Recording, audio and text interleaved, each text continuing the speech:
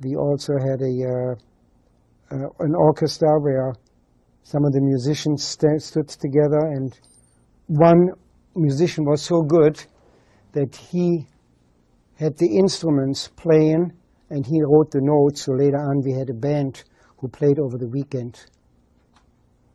And that was, of course, helping us. You know, we also did plays and stuff. Were there any cultural activities happening in Auschwitz? Yes. I told you we had a piano put into not just a piano, a grand piano was brought into Block 1. Once that was built, that new block, the downstairs room was assigned for theater. When he wanted to build a stage curtain in that new Block 1, which was the big dining room was going to be also with a stage, so performances could be done for women there, cultural.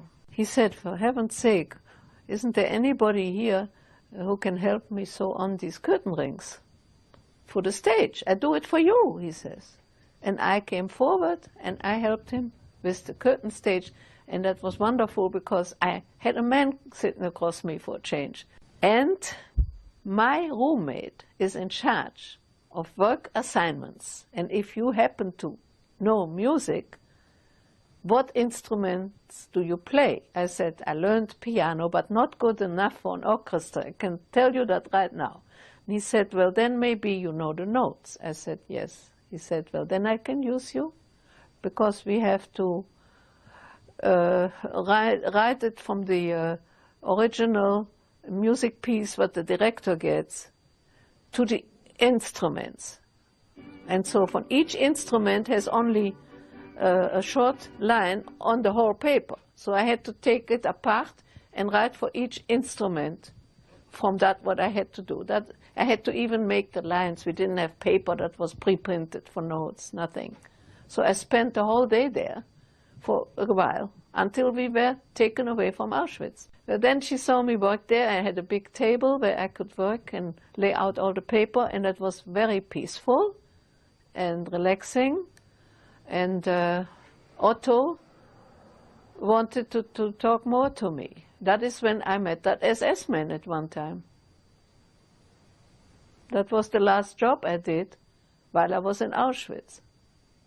And when the other job, when I was in Block 10, we went out to pick the leaves. And from these leaves, they would make tea for the whole camp, for the whole Auschwitz. How did you entertain yourselves? Well, there were, at the beginning of those days, there was a library where people could get books to read. There were newspapers which we could get. And also among ourselves, sometimes we had a violin quartet. They used to come and play in barracks during the evening. That was this. And later on, when they said they're gonna build a movie in the camp, and the president said, "Only you must be crazy. They're gonna make a movie for us in the camp." And really it happened. They made a movie in the camp. Yeah, and we went in barracks after barracks. We could go to see a movie sometimes in the evening. They brought movies in in the evening. And what kind of movies would they show? Well, German movies. But once I came to the main camp, we were allowed twice a month to write home. Once a postcard and once a letter. They gave you the materials? Yeah, they gave us the letter, the materials, and we could How did you get the stamps? Stamps. We could buy stamps. You had money? Yeah, we still got money. The money we got through the Jewish community from Vienna, who sent us everybody some money. And in the camp you could have currency? Yeah, we could have money because there was in camp also what they call a cantina. And Not many times, but once in a while they sold a few cigarettes or they sold something, whatever they had. So if you had money, you could buy in the cantina there. Food, there wasn't really any food, really. They usually sold, and sometimes they sold some weak beer, they sold also in the cantina. Yeah. But not really anything else, not much, mostly cigarettes. And when you went to the movies, did you have to pay? Yes, we had to pay. After the money stopped, the regular money stopped, we got paid in coupons then. Paid for your work? Well, I don't know if it was for whatever we got paid for in coupons, for which were redeemable in that cantina if they had something. So that was their way of distributing money then to everybody. Everybody got this money then. Of course, what we did is for the weekends we got together, we got a group of us together, and we made a soccer team, which was a little later, where we played soccer. Well, it's amazing that there would be a soccer team, that there'd be enough energy left to do something like that. Well, I don't think we were quite as energetic as we were with the other regular team, but we did something to, it kept our mind off of the problems we had. Well, you mentioned to me the other day that Monowitz was like a college library. Well, that was... In what way? Especially the Germans start losing the war, 1943, 1944. So 1944, we had soccer games in Gross-Rosen. Soccer teams, we organized very well. Soccer teams, each nationality organized a soccer team. And we organized our equipment and everything and play soccer on the assembly line, on the assembly place. So, in Gross-Rosen? In Gross-Rosen. So, that much freer was. But it was 1944. The Russians already pushed away, Americans already invaded from the other side, so they have to give more freedom. But there was much more freedom, and food didn't improve very much because simple reason they didn't have it very much themselves. So.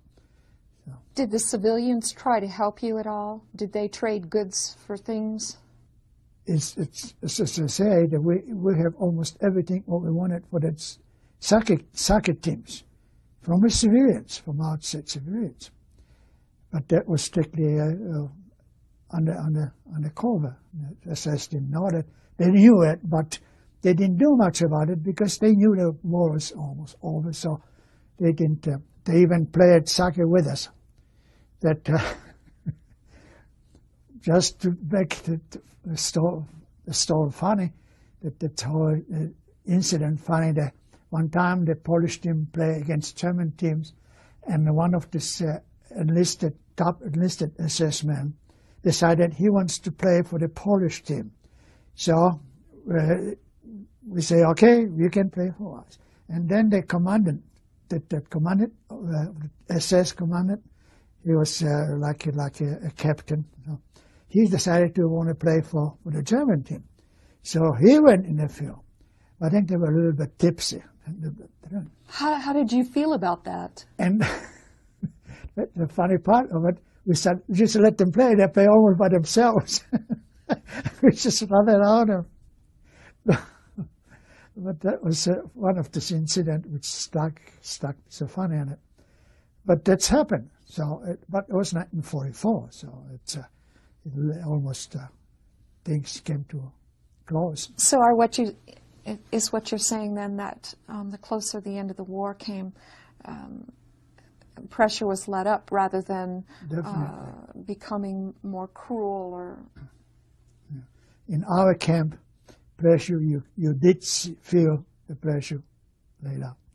The big problem is that the Auschwitz soccer field was right next to the so-called genocidal gas chambers and would be in full view of the so-called final solution. Freddie Hirsch called me to the children's barracks. He was heading then, and he asked me if I could paint something on the wall for the children. And I said, well, if you can get the materials. He said, I'll get the materials. I said, okay. And then a very handsome young blonde man from the men's camp came over one day, and Freddie Hirsch called me to come and meet him, and he asked me what I need. So I said, well, if I can get any wall paints, so any tempera paints, I would like those, if you can get me some. And he said, yes, anything you want. And so before I knew it, Freddie had the stuff ready for me, and I started painting. At first, not knowing what, I looked at that huge drab, it was kind of olive-colored, like all the barracks were, wall, and I thought, well, the thing to do is to make it look like we are in a Swiss chalet on the deck, and there is a balustrade with flowers on, flower pots on it, and we are looking out at the beautiful meadows and maybe see some cows and sheep and stuff. And I started painting. And then afterwards, far in the distance, I was putting some sheep and some cows, and then I noticed that all the kids were standing around me, behind me. So I turned around and I asked them if they would, do they have any special wish what to put in that meadow? And they said, Snow White and the Seven Dwarfs. And that was a very surprising answer. So I made a painting of Dopey standing on another dwarf's head with a cloak around him, so he looked like a tall guy. So he would be as tall as Snow White. And they were dancing together. And the shoes, those soft shoes and everything. And the kids loved it. And I made some other dwarfs around, one who was playing the accordion. I think that was Grumpy, the mean one. And the professor with the glasses. I made almost all the dwarfs standing around. Some of them were clapping. And that's what the kids liked. I now understand that there was another painter who continued something, painting on the walls after I've left. I don't know about that. When you were in the process of doing that, what did it do not only for you, but for the children on an emotional level? Well, it did several things. Not just emotional, but the children then wrote a play which was a satire of Snow White and the Seven Dwarfs. So I figured out a way of making a crown out of paper, and the kids were painting it gold and putting like jewels on it. And then I took some paper strips and I painted them with a black paint.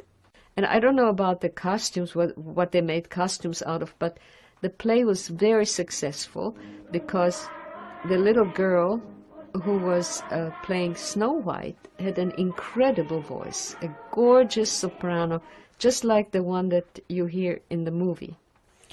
How are they allowed to put on a play in Auschwitz? I don't know, but it was done kind of quite hush-hush, all of it, except that when it was put on, suddenly some SS-men appeared, and they watched. And then when Arno Böhm put on that play, he wanted something like a vaudeville play, which I was in too. That was when I couldn't stand the breath of the guy who was playing with me.